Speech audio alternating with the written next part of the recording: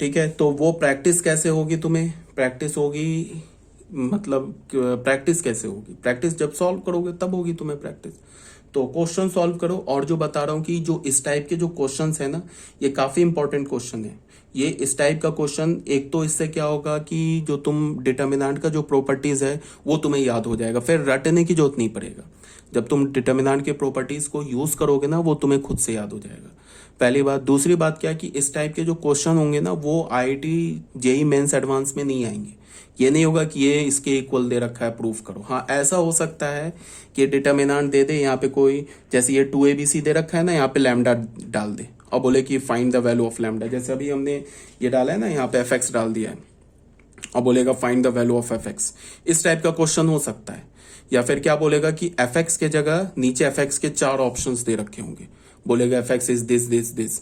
तो तुम इसे सॉल्व करोगे तभी तो एफ निकाल पाओगे। और सॉल्व कैसे करोगे, यहाँ पे सीधे ऐसा तो नहीं करेंगे कि हम रो वाइज या कॉलम वाइज इसको एक्सपैंड करने बैठ जाएंगे, तब तो हमारा सारा टाइम ही निकल जाएगा। हमें करना क्या होगा, प्रॉपर्टी लगाना होगा। ठीक है, मैंने इसको कोई किसी दूसरे मेथड से सॉल्व कर दिया। मेरे दिमाग में उस बार जब मैं इसे लिख रहा था तो वो मेथड आया, तो मैंने उसको उस मेथड से सॉल्व कर दिया। फिर अभी मैं तुम्हें जब यहाँ पे तुम्हारे लिए वीडियो बना रहा हूँ, तो फिर मुझे ये दूसरा मेथड क्लिक कर गया, तो मैंने इसे सॉल्व कर दिया, तो ये एक्चुअल ज़्यादा शॉर्टकट हो गया। ठीक है, ये मुझे डायरेक्ट ही दिख गया कि ये तो डायगोनल मैट्रिक्स दे रखा है या डायगोनल मैट्रिक्स का डिटर्मिनेंट दे रखा है। तो मैंने डायरेक्ट ही क्या किया, डायगोनल मैट्रिक्स के एलिमेंट को मल्टीप्लाई कर दिया। यहाँ पे मैंने क्या किया है कि इस 3 को 0 बनाया, तो फिर उसके बाद फर्स्ट कॉलम के लॉन्ग एक्सपैंड किया, तो ये 3/3 का ऑर्डर का डिटर्मिनेंट आ गया। फिर इसमें हमने क्या किया, फिर फर्स्ट रो के लॉन्ग एक्सपैंड किया, तो ये थोड़ा ज़्यादा कैलकुलेटिव हो गया। तो तुम ऐसे छोड़ दो, जैसे अभी मैंने तुम्हें समझाया, ऐसे सॉल्व कर लो। ये पता चलेगा तब जब तुम क्वेश्चन का प्रैक्टिस करोगे। ठीक है, अब बच्चों आ जाओ क्वेश्चन नंबर 14 में। क्वेश्चन नंबर 14 क्या है, ये जो है ना एनसीईआरटी का क्वेश्चन है, बस थोड़ा तुम्हें यहाँ पे ना ध्यान देना होगा। जैसे क्या बोल रहा है कि इसमें बोल रहा है कि शो डैट, ये शायद एनसीईआरटी के मिसलेनियस का क्वेश्चन है, आई थिंक मिसलेनियस का ही है क्वेश्चन। ठीक है, तो इसमें देखो क्या है, यहाँ पे क्या बोल रहा है कि show that b plus C whole square BAC, ये डिटर्मिनेंट दे रखा है, बोल रहा है कि इसके इक्वल प्रूफ करो। ठीक है, तो कैसे करेंगे प्रूफ, उसका तुम्हें मतलब क्या करेंगे, पहला कौन सा प्रॉपर्टी लगाएंगे, सेकंड कौन सा लगाएंगे, थर्ड कौन सा लगाएंगे, तो ये कभी नहीं बोलेगा। ठीक है, ये हमें कोई फॉर्मूले से नहीं आ जाएगा, ये सिर्फ पता चलेगा प्रैक्टिस से।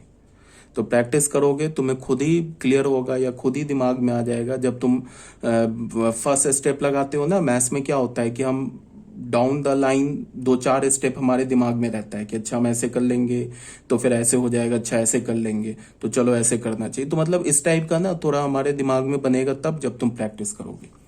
तो यहाँ पे हमने क्या किया कि R1 को हमने चेंज किया। क्या किया, R1 को A से मल्टीप्लाई कर दिया, R2 को B से मल्टीप्लाई कर दिया, R3 को C से मल्टीप्लाई कर दिया। अब कोई बच्चा बोलेगा कि ऐसा दिमाग में कहाँ से आ गया कि R1 को A से मल्टीप्लाई करना, R2 को B से करना, R3 को C से करना है। तो वही बार बार मैं बोल रहा हूँ प्रैक्टिस करो। ये दिमाग में कहाँ से आ गया वो बता दे रहा हूँ। अगर तुम R1 को A से मल्टीप्लाई करोगे ना, तो यहाँ पे क्या होगा, इसको R1 को A से मल्टीप्लाई करो, R2 को B से और R3 को C से। तो रो को हमने A से मल्टीप्लाई किया, रो को ABC से मल्टीप्लाई किया, तो कॉलम में क्या होगा कि कॉलम में A आ जाएगा कॉमन। मतलब रो को A से किया मल्टीप्लाई फर्स्ट रो को, सेकंड रो को B से किया, थर्ड रो को C से किया। तो रो वाइज हमने ABC से मल्टीप्लाई किया, तो तुम देखोगे कि कॉलम वाइज ABC कॉमन आ जाएगा। समझ रहे हो क्या बोल रहा हूँ। जैसे अभी नहीं समझ में आया तो ये देखो, हमने अगर पहले रो को A से मल्टीप्लाई किया तो यहाँ A से डिवाइड भी करना होगा, तभी तो बैलेंस होगा। तभी तो तुम फर्स्ट रो से A बाहर निकालोगे तो A और A कैंसिल होकर ओरिजिनल डिटर्मिनेंट आएगा।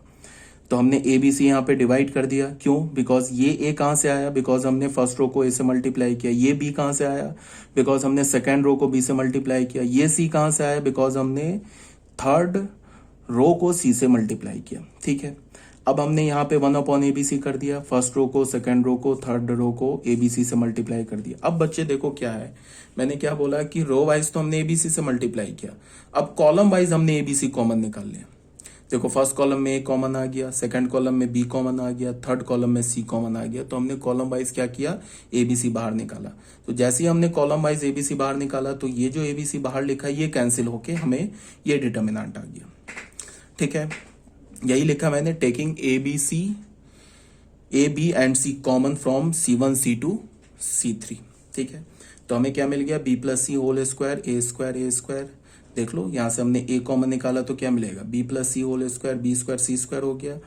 ये क्या हो गया, A square C plus A whole square, ये सी स्क्वायर, ये हो गया ए स्क्वायर बी स्क्वायर, ये प्लस बी का होल स्क्वायर। अब हमने क्या किया कि C1 को चेंज किया, फर्स्ट कॉलम को चेंज किया। क्या किया, फर्स्ट कॉलम को चेंज, C1 माइनस C3 कर दिया।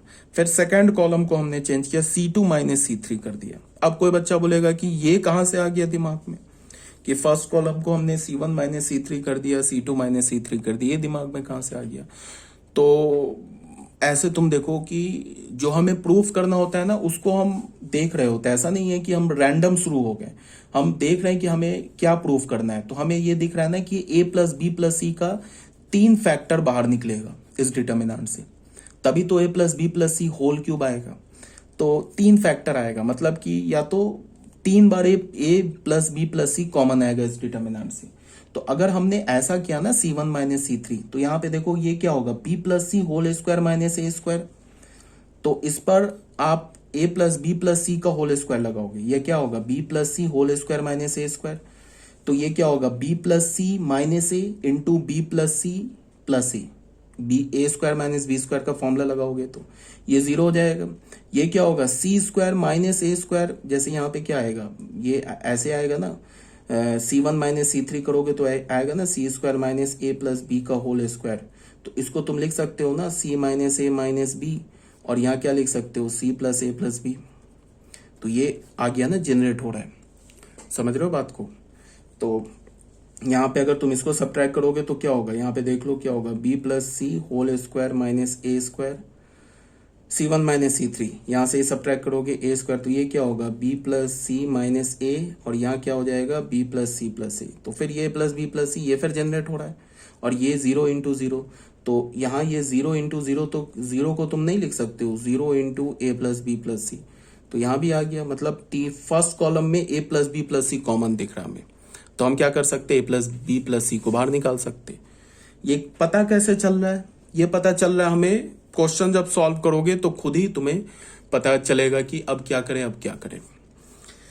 तो समझ में आ रही है बात ना, C1 माइनस C3 कर दिया, तो फिर यहाँ पे एक जनरेट हो गया ये 2 टर्म। फिर C1 B square minus B square किया तो 0, तो 0 को हमने 0 into A plus B plus C लिख दिया। और फिर यहाँ क्या जनरेट हो गया, C square minus A plus, यहाँ क्या हो रहा है,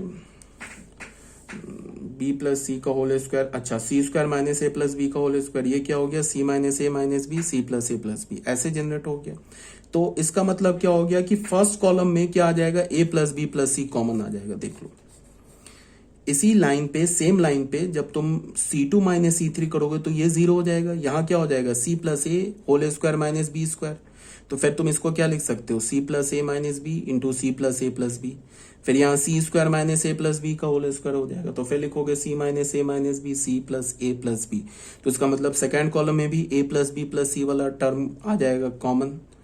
तो हम फर्स्ट कॉलम में भी A plus B plus C का टर्म कॉमन आ जाएगा, सेकंड टर्म में भी क्या हो जाएगा, कॉलम में भी A plus B plus C का टर्म कॉमन आ जाएगा। तो दोनों को बाहर निकालेंगे तो ए प्लस बी प्लस सी का होल स्क्वायर बाहर आ जाएगा। समझ रहे हो ना बात को। तो यही काम हमने यहाँ पे किया, देख लो। तो ये हमें मिल गया B plus C whole square minus A square 0, ये सी square minus A plus B square. ये कब मिला, जब हमने C1 माइनस C3 किया। ये कब मिला, जब हमने C2 माइनस C3 किया। ठीक है, taking A plus B plus C common from C1 and C2। यहाँ क्या आ रहा है, ये 0 को तुम लिख सकते हो ना 0 into A plus B plus सी। यहाँ लिख सकते हो ना ए प्लस बी प्लस सी, ऐसे लिख सकते हो ना। अब यहाँ देख लो, फर्स्ट कॉलम से ए प्लस बी प्लस सी को बाहर हमने निकाला, सेकेंड कॉलम से हमने ए प्लस बी प्लस सी को बाहर निकाला।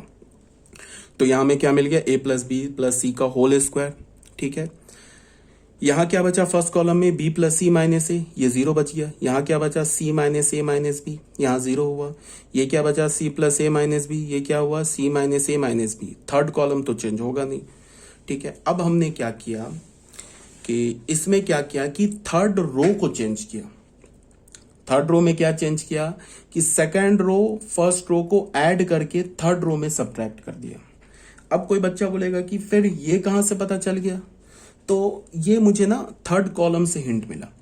कैसे थर्ड कॉलम से हिंट मिला कि अगर मैं ए स्क्वायर प्लस बी स्क्वायर इस दो को ऐड करके ए प्लस बी होल स्क्वायर से सब्ट्रैक्ट कर दूं तो ये सिंप्लीफाइड टर्म हो जाएगा, मतलब 2ab आ जाएगा। ये सिंप्लीफाई हो जाएगा ना। इस दो को ऐड करके अगर मैं ए प्लस बी होल स्क्वायर से सब्ट्रैक्ट करूं तो यहां क्या बचेगा, 2ab बचेगा। तो ऐसा तो नहीं है कि सिर्फ यही मैं अप्लाई कर दूं, बाकी अगर मैं रो वाइज अप्लाई करूंगा तो इधर भी चेंज होगा इधर भी चेंज होगा। तो हिंट यहां से मिल रहा है मुझे। यहां से क्या हिंट मिल रहा है कि थर्ड रो को चेंज करो। थर्ड रो को क्या चेंज करो, थर्ड रो से तुम सब्ट्रैक्ट करो, R3 में तुम सब्ट्रैक्ट करो, क्या सब्ट्रैक्ट करो, R1 प्लस R2। तो देखो पहले क्या करेंगे, इन दोनों कॉलम्स को हम ऐड करेंगे, सॉरी इन दोनों रोज को ऐड करेंगे। इसको और इसको ऐड करोगे तो ये तो b प्लस सी माइनस ए ही रह जाएगा। अब इस टर्म को इस टर्म से सब्ट्रैक्ट करोगे, समझ रहे हो ना। तो सब्ट्रैक्ट करोगे तो क्या हो जाएगा, ये सी कैंसिल हो जाएगा, सी ए कैंसिल हो जाएगा। यहाँ क्या हो जाएगा, यहाँ माइनस बी है, यहाँ से एक और माइनस बी आएगा तो -2b हो जाएगा। ये फर्स्ट रो सेकेंड रो तो चेंज हो नहीं रहा है, ठीक है। अब इस दो को ऐड करोगे तो यही टर्म हो जाएगा। अब इसको सब्ट्रैक्ट करना है इसमें से, तो क्या होगा, सी कैंसिल और ये क्या होगा, -2a हो जाएगा। और फिर ये माइनस बी है, जब सब्ट्रैक्ट करोगे तो प्लस बी, तो बी कैंसिल हो जाएगा, तो ये -2a हो गया। यहाँ क्या बच गया, 2ab। यहीं से तो हमें हिंट मिला है यहाँ से, तो ये 2ab हो गया। अब मुझे क्या दिख रहा है कि थर्ड रो में 2 कॉमन है तो 2 हमने बाहर निकाल दिया, ठीक है। उसके बाद 2 बाहर निकाल दिया। उसके बाद हमने क्या किया कि फर्स्ट कॉलम को हमने ए से मल्टीप्लाई कर दिया और सेकंड कॉलम को हमने बी से मल्टीप्लाई कर दिया। अब फिर कोई बच्चा बोलेगा कि फिर ये कहां से पता चल गया, तो इसका ये मैं हिंट दे रहा हूं कि अगर तुमने फर्स्ट कॉलम को तुमने ए से मल्टीप्लाई किया ना, तो ये देखो क्या होगा, ये A B plus C A minus A square होगा। और अगर तुम इसको ऐड करोगे तो ये ए स्क्वायर वाला टर्म कैंसिल हो जाएगा, ठीक है। और यहाँ देखो अगर तुम यहाँ ए ऐड करो मल्टीप्लाई करोगे तो ये क्या हो जाएगा, -2ab। यहाँ ऐड करोगे तो ये 0 हो जाएगा। तो ऐसे ही हिंट मिलता है हमें, समझ रहे हो बात को। ये तब होगा जब तुम इसको प्रैक्टिस करोगे। तुम देख, मैंने क्या बोला कि अगर तुम फर्स्ट कॉलम को ए से मल्टीप्लाई करोगे तो ये क्या होगा, A B plus A C minus A square. और अगर मैं ये ऐड कर दूं तो ये स्क्वायर वाला टर्म यहां से गायब हो जाएगा, ठीक है। तो उसके बाद इसको भी ए से मल्टीप्लाई करूं तो ए से मल्टीप्लाई करूंगा तो ये तो 0 ही रह जाएगा। यहाँ ए से मल्टीप्लाई करूंगा तो ये -2ab और जब इसको ऐड करूंगा तो ये 2ab। तो ये दो कॉलम, फर्स्ट कॉलम का 2 एलिमेंट 0 आ जाएगा, ठीक है। और अगर मैंने सेकंड कॉलम को बी से मल्टीप्लाई किया तो ये 0 हो जाएगा। तो ये क्या हो जाएगा, B C plus A B minus B square, इसको ऐड किया तो क्या हो जाएगा, फिर ये कैंसिल हो जाएगा। फिर ये क्या हो जाएगा, 2ab ऐड किया तो फिर यहाँ 0 हो जाएगा, मतलब सिंप्लीफाई हो रहा है। तो इसका मतलब क्या, हमने पहले फर्स्ट कॉलम को हमने ए से मल्टीप्लाई किया, सेकंड कॉलम को बी से मल्टीप्लाई किया। तो अगर मैंने फर्स्ट कॉलम को ए से किया मल्टीप्लाई, सेकंड कॉलम को बी से मल्टीप्लाई किया, तो यहाँ डिवाइड भी करना होगा बैलेंस करने के लिए। तो देख लो, ए बी से हमने डिवाइड कर दिया, यहाँ से 2 बाहर निकाल दिया, ठीक है। तो यहाँ से 2 अभी बाहर निकाला है, तो ये 2 क्यों लिखा है इसमें, ठीक है।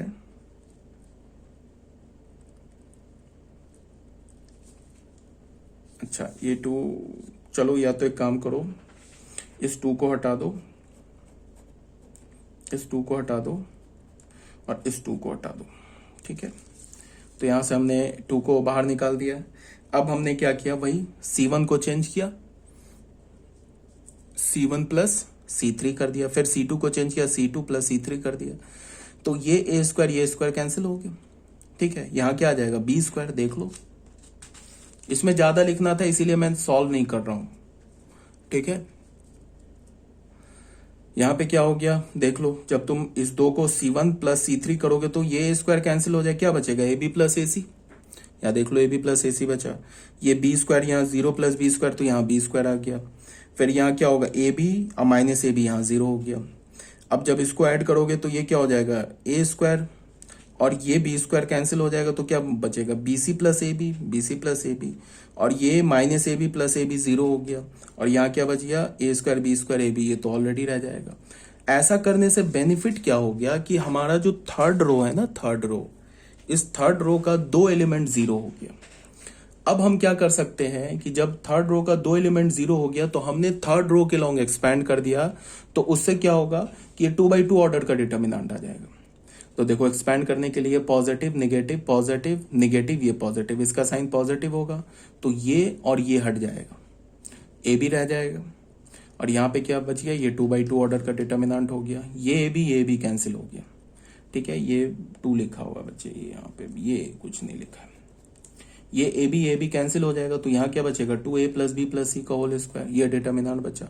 अब फिर इस डिटर्मिनेंट में देखो क्या है, इस डिटर्मिनेंट में जो पहला रो है ना, उससे फिर एक कॉमन आ जाएगा और दूसरे रो से बी कॉमन आ जाएगा। देख लो, फर्स्ट रो में है ना ए कॉमन है, और सेकेंड रो में बी कॉमन है, तो हमने फर्स्ट रो से ए कॉमन निकाला, taking A and B common from R1 and R2। ठीक है, तो यहाँ पे क्या हो गया, 2ab, a plus B plus C whole square हो गया। यहाँ क्या बचा, b प्लस सी, यहाँ क्या बचा a, यहाँ क्या बचा b, यहाँ क्या बचा c प्लस a। अब ये तो 2/2 ऑर्डर का डिटर्मिनेंट हो गया, अब तो इसको हम डायरेक्ट इवेलुएट कर सकते हैं। तो ये हो गया 2ab, a plus B plus C whole square, इस दो को मल्टीप्लाई किया तो क्या होगा, b plus C into C plus a, ये माइनस a भी आ गया। ठीक है, अब ये 2ab ये एज इट इज लिख दिया, अब इसको मल्टीप्लाई किया तो ये क्या हो जाएगा, bc प्लस ab प्लस सी स्क्वायर प्लस ac, और ये माइनस ए बी ऑलरेडी लिखा है, ये ए बी कैंसिल हो गया। अब ये जो 3 एलिमेंट बचाना है, ये 3 एलिमेंट, इसमें c कॉमन है, तो c को हमने बाहर कर दिया, तो क्या हो गया 2abc, ये क्या हो गया a plus B plus C whole square, यहाँ क्या बच गया b प्लस सी, यहाँ c बचा, यहाँ एक a बचा, ये दोनों मल्टीप्लाई होके क्या हो गया a plus B plus C whole cube, जो कि हमारा हेंस प्रूफ हो गया। ठीक है ना, तो ये हमारा क्वेश्चन नंबर क्या था, हमारा क्वेश्चन नंबर 13, ये भी सॉल्व हो गया। ठीक है बच्चों, तो अब क्या है कि तुम्हें करना क्या है, तुम्हें सबसे पहले बात, हाँ एक बात मैं पहले बता दूं कि हमारा एनसीईआरटी से determinant of matrices chapter complete है। समझ रहे हो ना बात को, एनसीईआरटी से डिटर्मिनेंट और मैट्रिसेस चैप्टर हमारा कंप्लीट है। तो तुम करोगे क्या कि एक एक क्वेश्चन तुम अब कर सकते हो सॉल्व।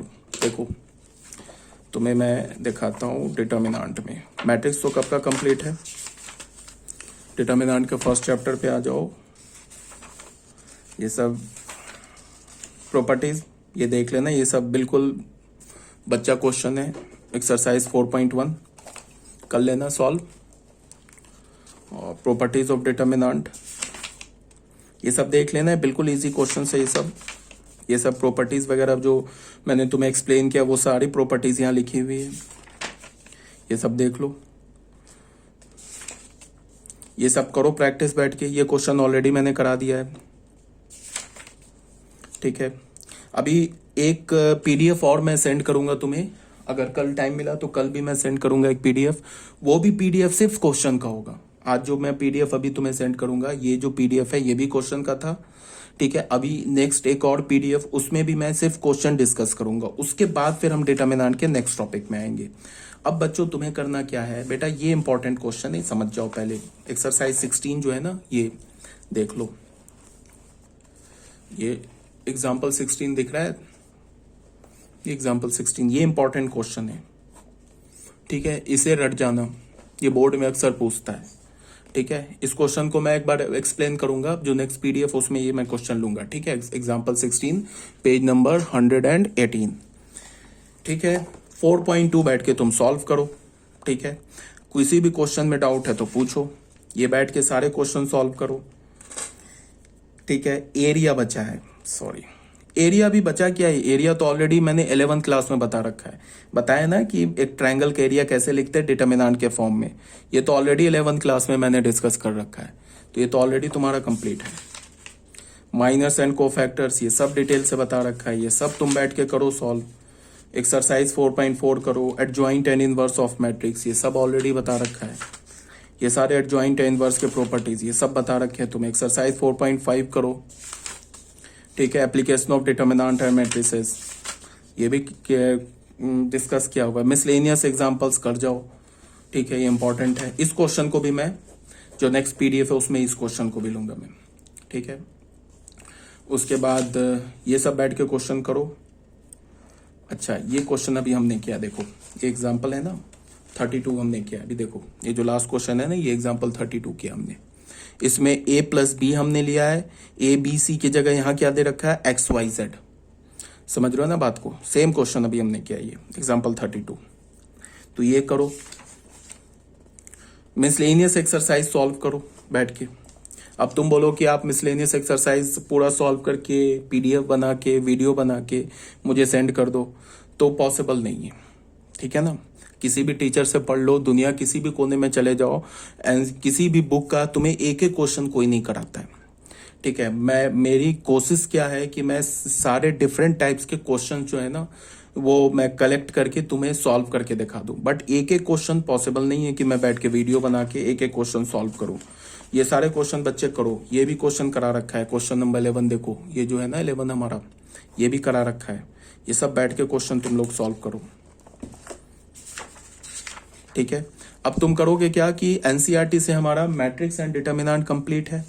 तो अब तुम्हें क्या करना है, तुम्हारा होमवर्क क्या है कि तुम एनसीईआरटी सॉल्व करोगे और जो डाउट होगा ना वो क्वेश्चन नंबर मुझे सेंड कर देना, ठीक है। क्वेश्चन नंबर मुझे सेंड कर देना, तो मैं क्या करूंगा कि उसको, अगर मुझे लगेगा कि क्वेश्चन बताने लायक है तो मैं उसे पीडीएफ में इंक्लूड कर दूंगा। जितना जल्दी कल मैं बनाऊंगा पीडीएफ, तो आज जब तुम वीडियो देख रहे होगे ना तो उस दिन और उसके अगले दिन तक तुम्हारे पास टाइम होगा, ठीक है। जो भी डाउट है ना तुम्हारे पास उसका तुम मुझे सेंड कर देना, क्वेश्चन नंबर व्हाट्सएप कर देना, मैं उसको पीडीएफ में सॉल्व कर दूंगा। अगर मुझे लगेगा कि सॉल्व करने लायक क्वेश्चन है तो सॉल्व कर दूंगा, और अगर लगेगा कि सॉल्व करने लायक क्वेश्चन नहीं है तो मैं तुम्हें सिर्फ व्हाट्सएप पे ही उसे एक्सप्लेन कर दूंगा, ठीक है। तो एनसीईआरटी से हमारा मैट्रिक्स एंड डिटर्मिनेंट कंप्लीट है, ठीक है। नेक्स्ट पीडीएफ क्वेश्चन का ही होगा, ठीक है। फिर ओके।